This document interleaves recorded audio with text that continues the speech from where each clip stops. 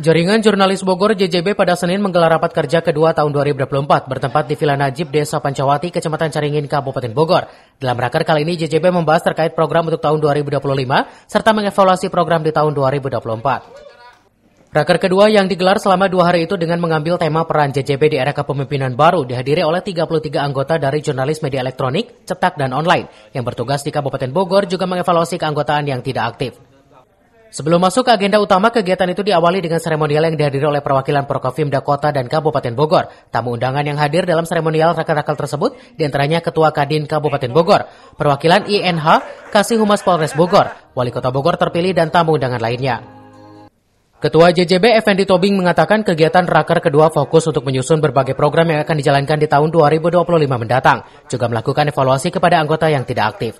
Berbagai program yang disusun ini sudah sesuai kesepakatan semua anggota, salah satunya adalah pembentukan koperasi JJB.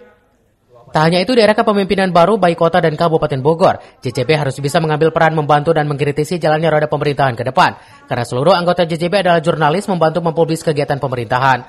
Jika ada yang melenceng harus dikritisi melalui pemberitaan agar bisa kembali ke jalan yang benar. Dia berharap dengan raker kedua ini bisa menambah kekompakan seluruh anggota dan membawa JJB ke depan lebih dikenal lagi di kalangan pemerintahan. Dari Caringin, Kabupaten Bogor, Suhanda Abriji melaporkan.